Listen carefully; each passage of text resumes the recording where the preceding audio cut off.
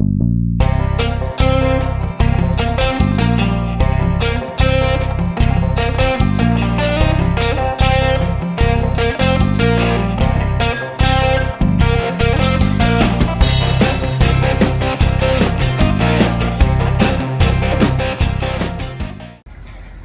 guys, welcome back to Cadillac Coachworks. So, as promised in the last video, we have the 59 Coupe Deville that just got here. So, let's take a look at it. She's a very, very gorgeous car.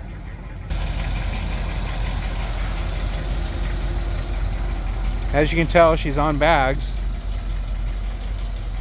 Got a little bit of a knock. Hopefully, with my little special treatment, we'll take care of that. The carburetor does need to be rebuilt. She's really pretty though. She's got some little flaws, you know, here and there, but man, very, very clean.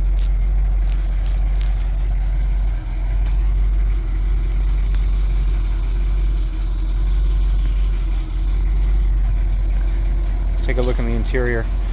So we got some interior issues. The bolster back there is missing. We got a window crank. It's missing on this door. The courtesy light is not there. We got a 1960 Cadillac steering wheel. It has cracks in it. We're gonna try to find a correct 59 steering wheel for it. We got some blemishes on the paint right here. I might try to touch up. This is atrocious for the noise. The visors keep coming down too easy. I can tighten those up. Let's take a look under the hood here.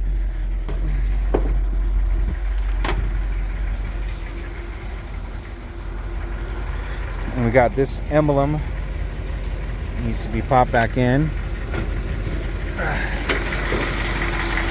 So this is actually a 1960 Cadillac motor, and you can tell because, oh, what's missing up top? The oil canister. The oil filter's down here, and that 1960 was the first year. Now this could be a 61, but I don't think so. I just think somebody threw a 60 engine in here and just called it good. She runs okay. She doesn't run bad.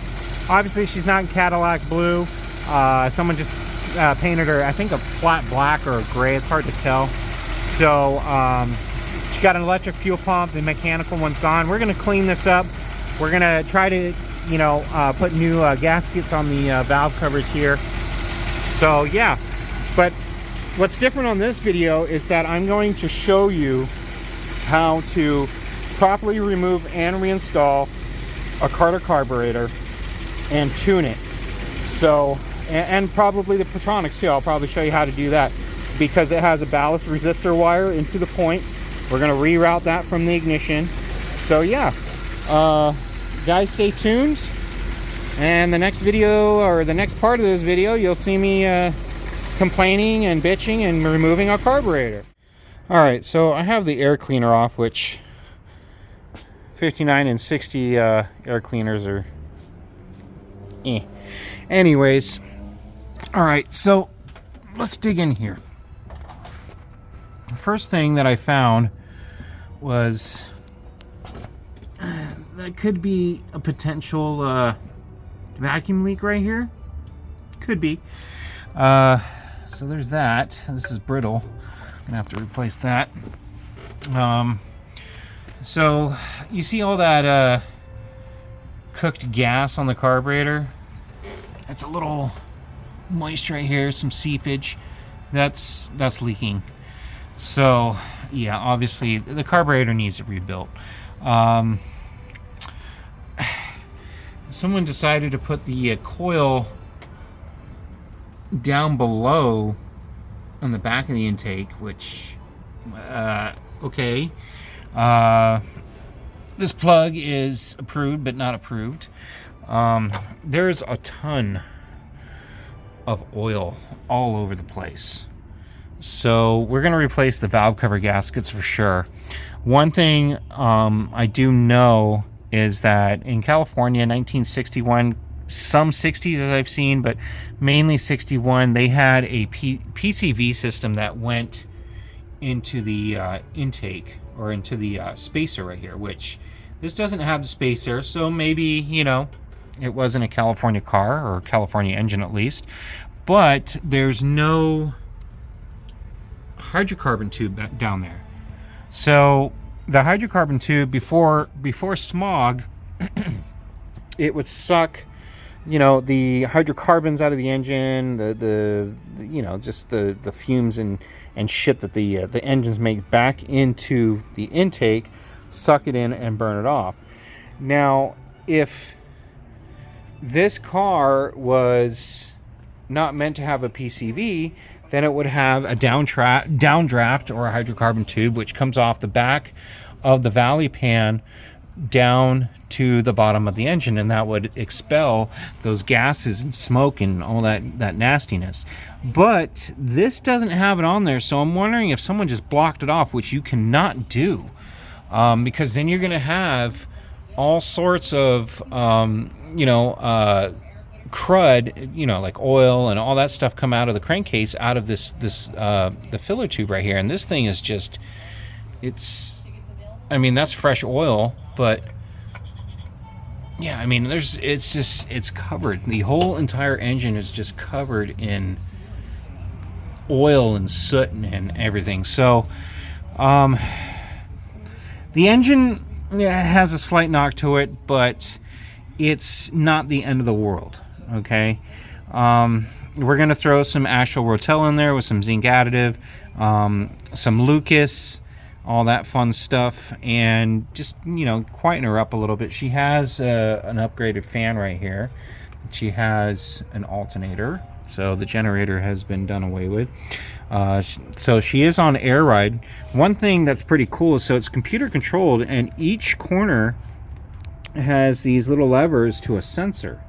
So someone spent some money on that. But we're going to correct, you know, a few things. I mean, we're going to put Petronics on it. This wire to the ignition, yeah, that's not good. It's not good at all. It's missing the mechanical fuel pump, the fuel bowl. It's got an electric fuel pump on it, so we're just going to leave that alone.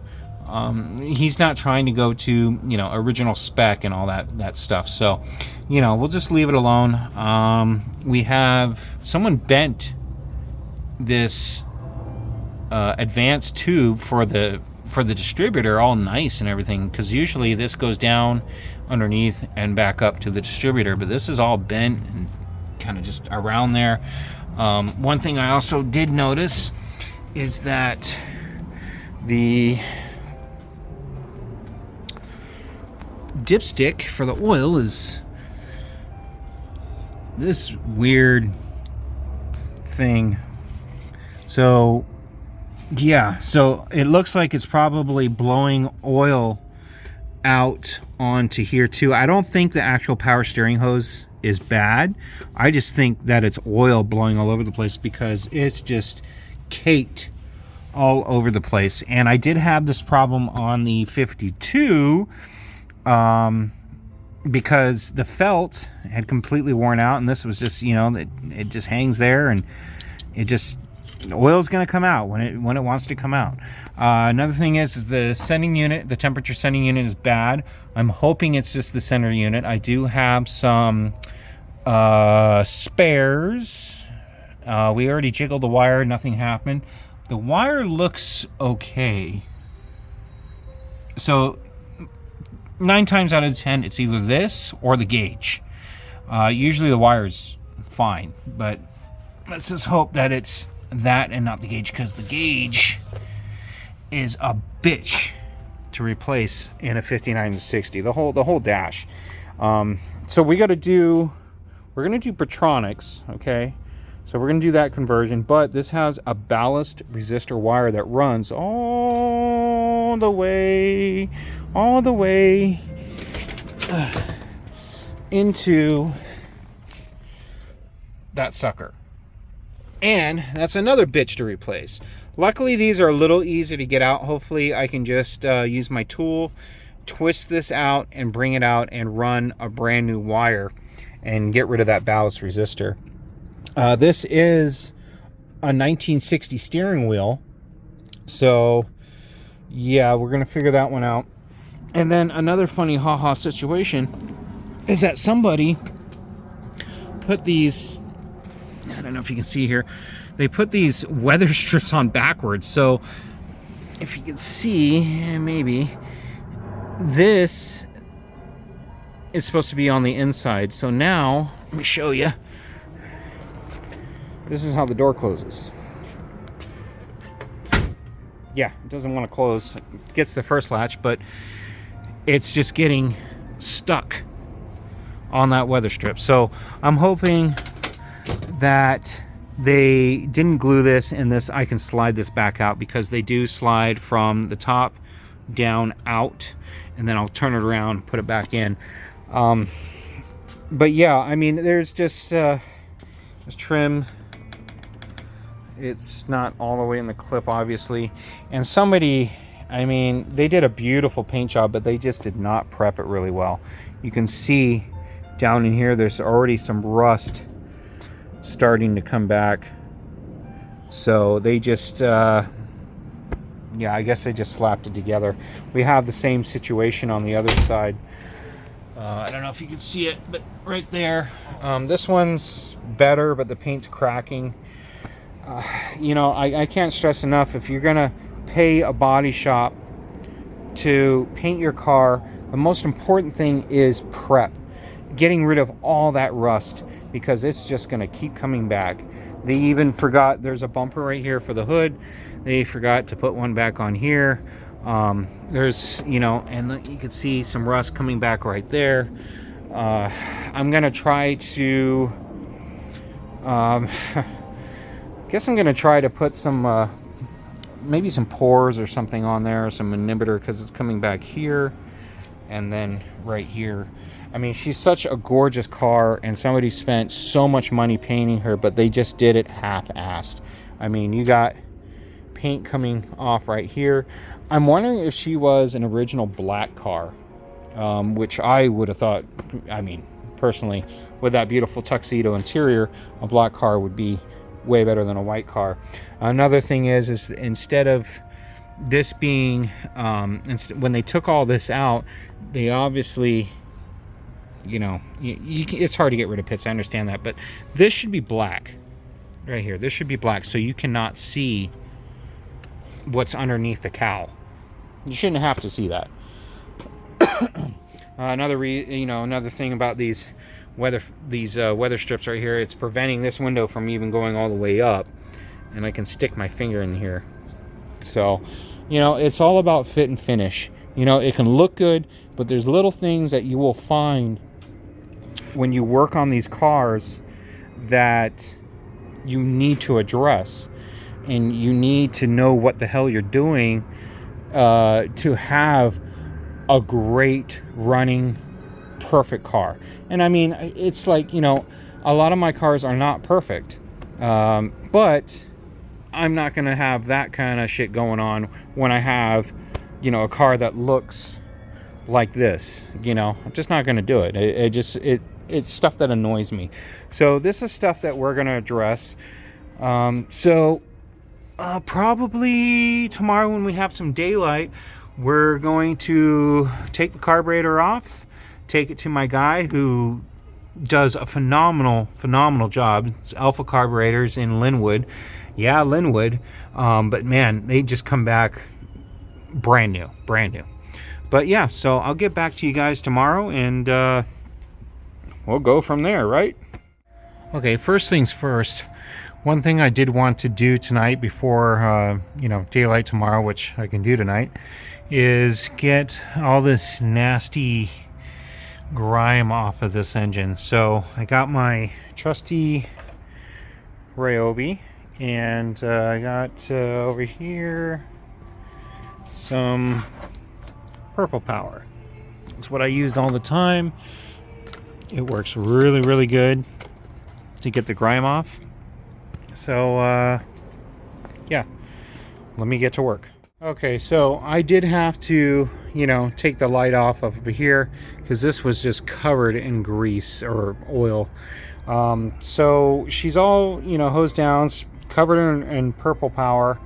Now, obviously, you want to avoid the top of your carburetor and the alternators as much as you can, but also you do not want to leave this solvent on your paint. So I've already, sprayed her off.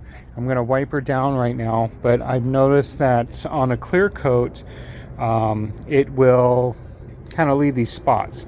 So I'm going to wipe the exterior down and just let this all dry, and we'll have a nice clean canvas to start with tomorrow. So after you power wash, let some of it dry off, but start the engine. Get it warmed up, get any water, leftover water, blah, blah, blah, wherever, like right there. Get it dried up with a rag, and don't let it sit, because, that can cause watering connections, rust on the engine, blah, blah, blah, blah. So we got her running right now, and she's warming up. Okay, so here we are the next day. Let's see here.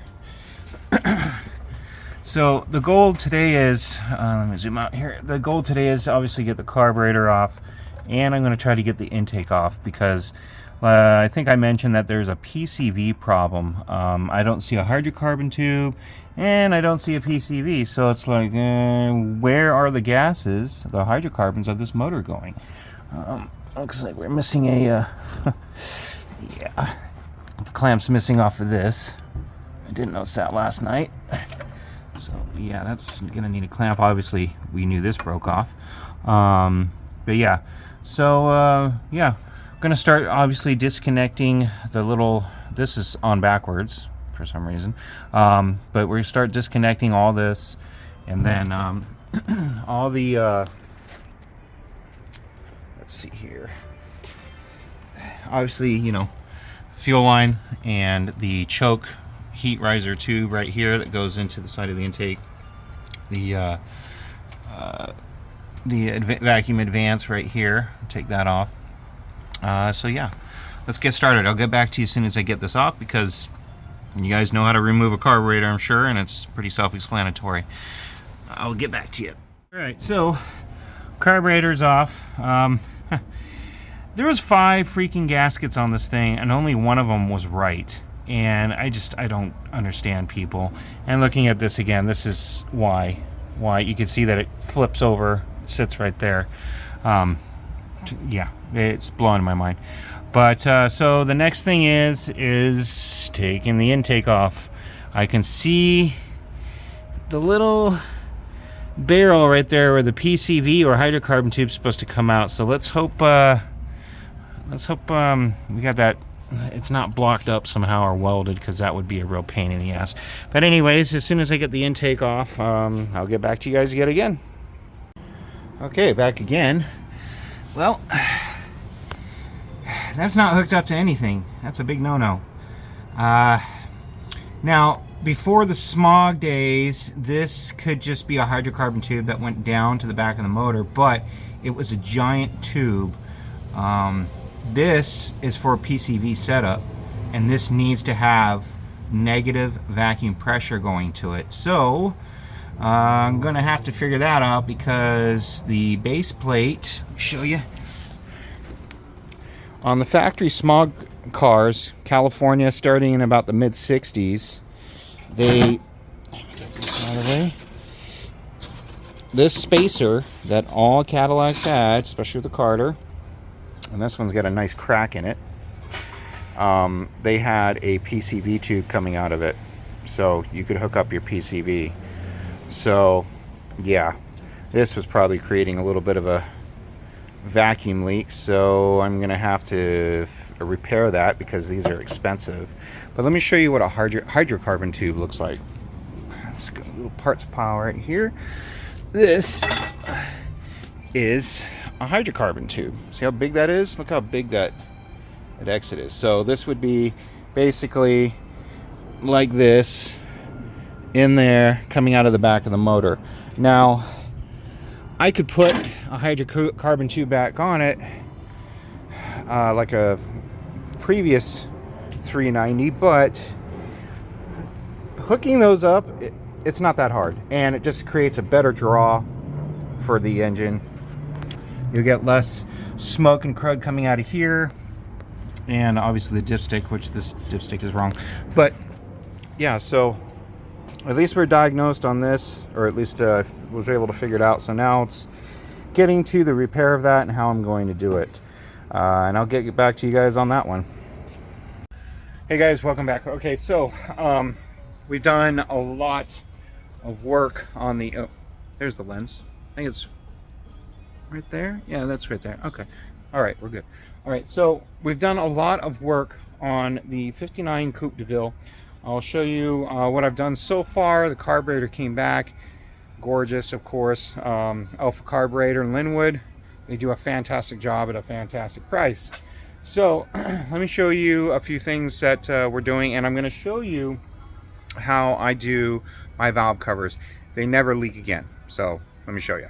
These weather strips right here were flipped around, so you know, if they're out this way, see what I'm saying? If these are on the other side, if you roll up the window, how are you supposed to open the door, right? Right, come on.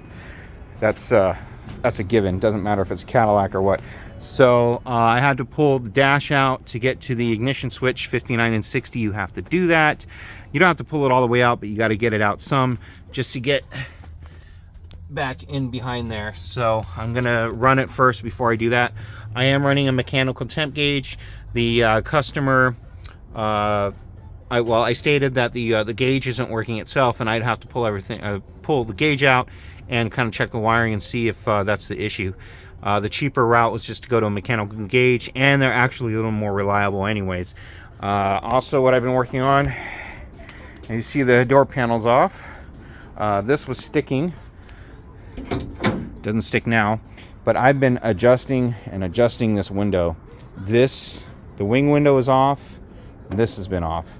So this side's a little lower than the front, and I've tried all these adjustments, but I think it might be the frame. I don't know if this is new glass, so I don't know if maybe they welded it too far down or what. There's no adjustment right here, which it's kind of weird because that's what this hole is for right here. I don't know. I've got it up pretty far, well, as far as I can get it so far. I'm working on courtesy lights because those weren't working. They were just snipped. Weather strip. Gonna put the little tabbies back in. Actually glue them like they're supposed to be, and that'll be back up in there. But these doors do close a lot nicer now. Look at that. That's nice and solid. Let's go around to the other side. The other side I got adjusted perfectly.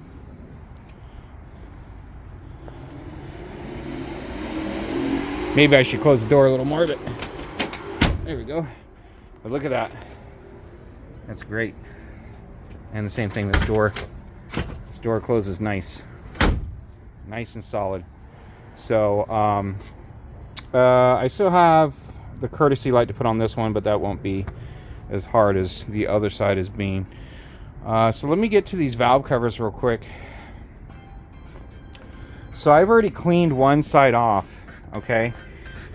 This had a whole bunch of the gray RTV in there, one side, okay? Not the gasket facing the head, which if you're only gonna do one side, then it doesn't matter, you know? But it was leaking like a sieve. As you can see on the one that I haven't touched yet, look at all the oil on the bottom. Oh, look at all of that. It's pointless. I always do RTV on the valve cover, RTV on the back of the gasket, just to skim coat, and then you just hand tighten. And this is for every gasket you put on these old girls, because you know they have to compress as they're corked. The rubber ones you don't have to do this, but for Cadillacs they don't make rubber gaskets, and except for the Valley Pan gasket, that's rubber. But so I'll put these on, just set them on there, start the threads and the bolts hand tight, not like just, you know, like that, okay? Let it sit overnight, okay, you guys? Or at least 6 hours. Something, you know, 6-8 hours if you can. I mean, if you're in a pinch, you're in a pinch. But if you don't want it to leak, you let it sit and then you torque it to spec. A lot of people don't do that, and a lot of shops don't do that because they got to get the car out of there. So it's just, you know, they're going to leak again. I mean, this is just horrible. It's like there wasn't even a gasket there. So what's the point of even using RTV if you're not going to do that? But yeah, so I'll be cleaning that off like this one. RTV, gasket, RTV. Let it sit, hand tight, then torque it down the next day. But then after that, we have spark plug wires.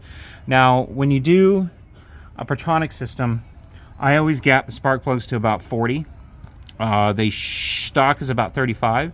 So it's not gonna, you know, give you like 10, 15 horsepower, but it is gonna burn the fuel more efficiently. And that's why when you put Pertronics on, you get a little better throttle response and you get better gas mileage. Surprising, right? I've noticed on some of the cars that I've done, the Cadillacs, I've gotten like gains of 3 miles per gallon, and that's, you know, going from like 12 to 15. That's pretty damn good, you know, on the highway. So, and then the throttle response. When I get to the point to where this is running, I will show you guys how obviously I tune the carter and I set the timing and all that fun stuff. A lot of people go to like 23 degrees sometimes, and I'm like, no, you don't need to go that high, because then it's just it's too advanced for this engine. And then of course you don't want to go retard past 0 or below 0, but about 16 is actually pretty perfect for these cars. So but yeah, when we get there, we'll get there. So I'll get back to you guys once I get these valve covers on, I get the wires made and everything hooked up, start her up, and then we're going to tune. So I'll talk to you guys very soon. All right, so here we are. We got, obviously, real boat carburetor. Looks fantastic. I did the intake and the, what is it called? I think it's the flamethrower paint or whatever. It's like goes up to 1800 degrees. So a common problem on 390s is this right here is an exhaust crossover, and if you just use regular Cadillac paint or any regular engine enamel, this burns very quickly because that's only up to about 500 degrees. Now you can coat this paint on there and try to put engine enamel over this, but it will eventually burn off again. So I just leave it like this, and you know, it looks like it's kind of a performance intake. But we got the coil put on there. It's all wired up. I have that white wire, I don't know if you can see it, this guy right here that goes into the ignition. So the resistor wire is now taken off. You cannot run a Pertronic system with a resistor wire. I mean, you can, but then you're going to destroy it. So yeah, I put a trusty old Wix on here. The carburetor was filled with yuckiness, so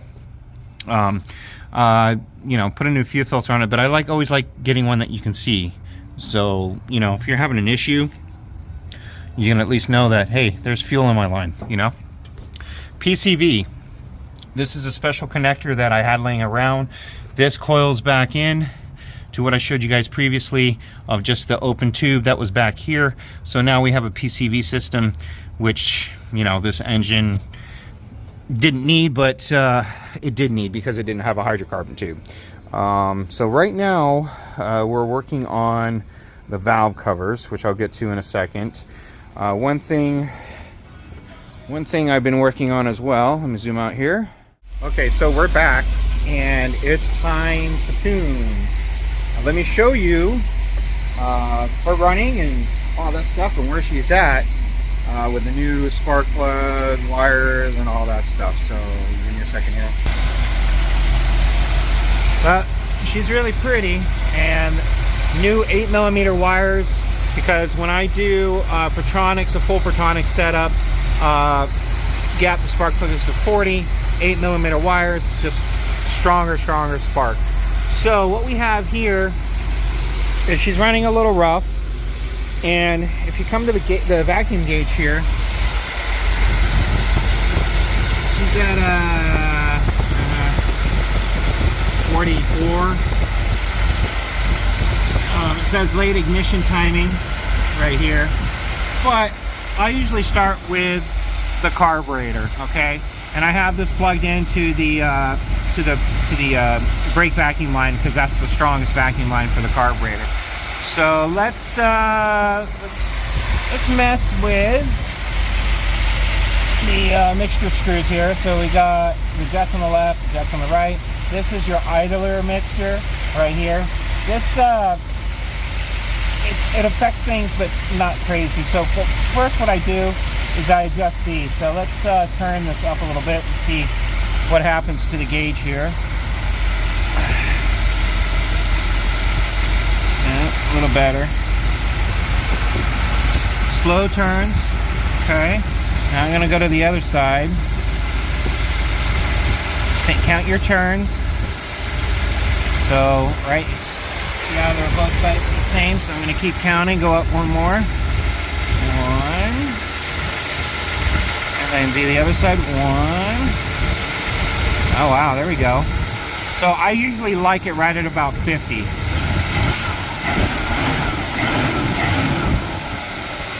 how she done? Now, if yours fluctuates, right? If yours fluctuates, then you got an issue with the vacuum of the motor. I'm going to turn them down just a little bit. So count it. Half turn right there. Half turn right here. A little too much. Right there. Now, let's go to our timing and see where that's at. Because the idle adjustment on these caddies is basically just the whole rod. You got to turn it. These are just, you know, they're pre-adjusted. See where she's at. So I marked the timing mark with a little bit of red paint because that just makes it a little easier. Alright, so we are at, and I have an adjustable one right here. Let's see. And she is at 16-ish. Let's turn her down and see what she does here.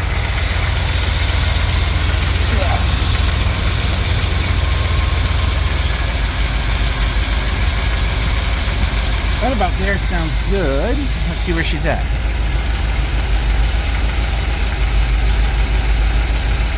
And that was a little too much. Just as little adjustment took it down to 5 degrees, and that is too low. Turn it back up a little bit. Just a little bit.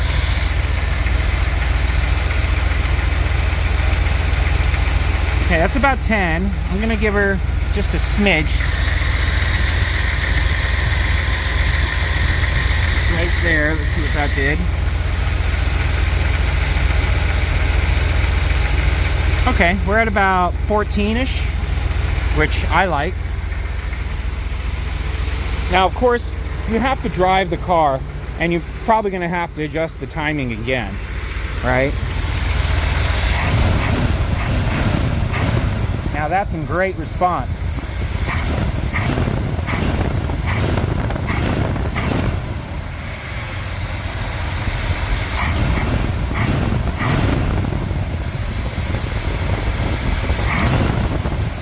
Let's mess with the idle a little bit. Wrong way.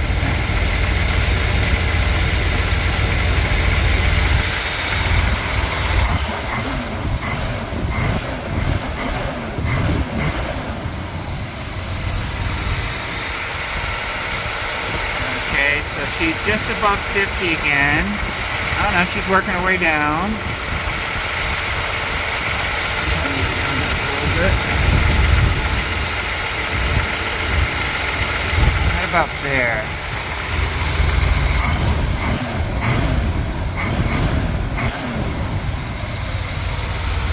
Let's see how she sounds in gear. She still sounds a little too high for my liking, but you know, what are you gonna do? Ugh. Let's put her in the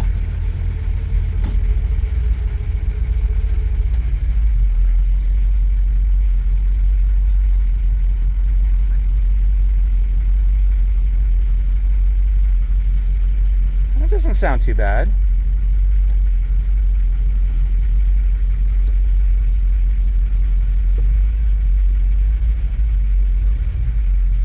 Yeah, that doesn't sound too bad at all. Okay, let's put it back in park. She runs at a nice 160. So she's got a 160 thermostat in her. Let's see how she turns off. Turn her off. Now, if they struggle to start when they're warm and you just did the timing and all that stuff, the timing might be just a little bit too high. So if it just cranks right over, then it should be good. And she might do just with a little bit less timing. She just doesn't like it. Oh, there's the airbags. These airbags sure trip me out. All right, let me turn her down just a little bit.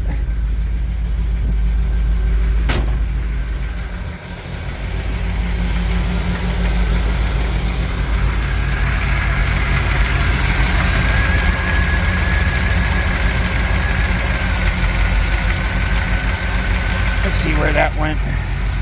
Maybe 10's good for her. That's 6, a little higher.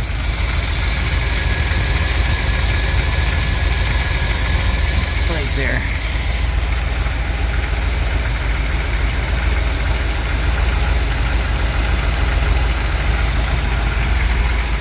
That's about 9. Still good on the vacuum.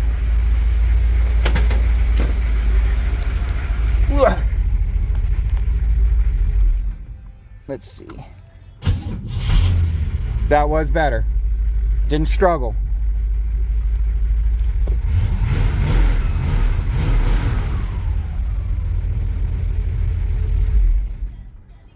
Try it again. Oh yeah. Okay, so that's her sweet spot, about 10. Like I said, all of them are different. So, yeah, I mean, the more advanced you go, it's going to have a harder time starting, and the engine doesn't like that. We're just a little below 50, so I'm going to turn it up just a little bit.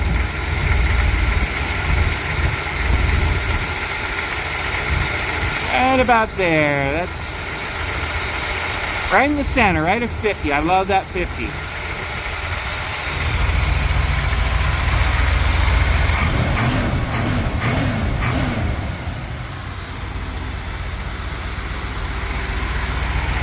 Alright, so that's pretty much how easy it is to tune these old girls. Now, if you run into issues, you know, you're just going to have to backstep it.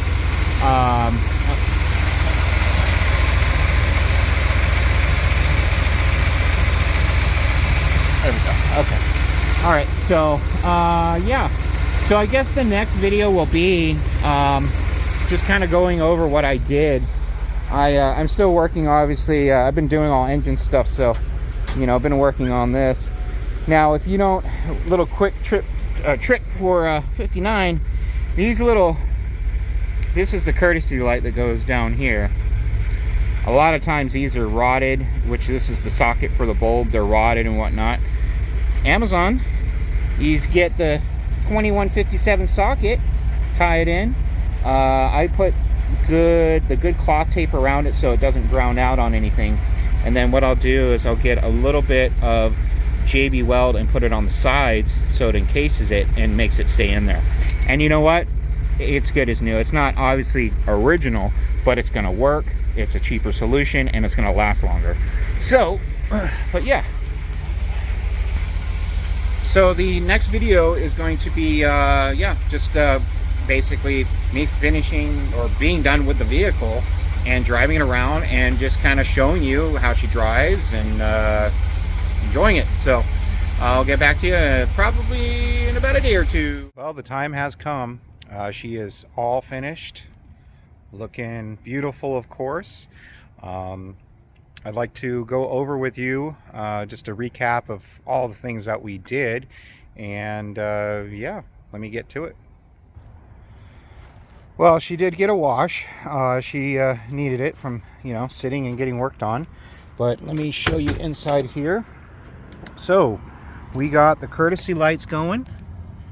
New lens on this one. Made the sockets over there. That one's going. We put the temperature gauge in there. We got rid of some of the rattles. Got the bolster put on there.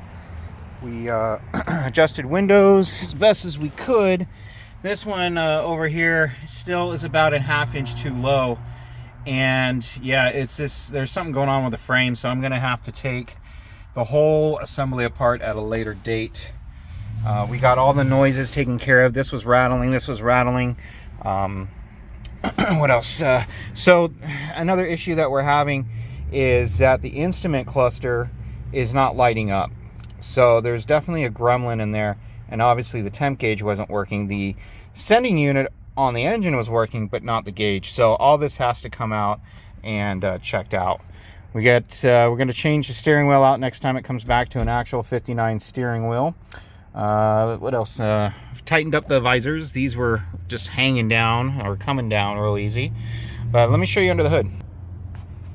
Okay, so now, without all the oil splatter all over it from the gases coming out of the filler tube here, because we did put the PCV on, so now it's sucking that back into the carburetor instead of just going all over the place. This is all cleaned up. These came out real nice. Everything is detailed pretty good. The valve cover did start leaking again in the very rear corner, and what I had found out is I didn't check it well enough, but the what do you call it, the stamping, I don't know if someone dropped it or what, but the little lip back here was bent up and it just wasn't getting that tight seal, so I had to take it back off, put a new gasket on it, just overall bend the metal down just a little bit, which I've had to do before. I don't know if it's a problem that the stamping at the factory did, or someone dropped it or what, but I've run into it a couple times. The what else here? Intake obviously all painted. The carb was rebuilt. We have the Protronics in there, 8mm wires, of course, and this is how I separated them. I still use the valve cover holder right here. We didn't have the rubber, but you know, I made it happen. Painted this just because it looked grody. Let's see. There's the new sender for the thermostat, or for the temperature gauge, the Bosch one. But over and all, she came out really clean. I'm still adjusting the mixture screw. I'm getting a little knock and ping on hard acceleration, but that is to be expected. You got to drive and tune, drive and tune, drive and tune. I hope you guys enjoyed how I do like a base tune, and how you know, just a how-to after you do Protronics and how you install them and all that fun stuff. But yeah, she looks pretty good, pretty damn good. All right, you guys, well, it's Friday. It's time to relax. Let me edit this video, get it to you, because it's a long one. This is actually the longest video I've ever done. The next car we have coming in is a 63 DeVille convertible. Just getting a few little minor adjustments here and there. But then after that, we have a 62 convertible, which needs a ton of seal work. It is leaking.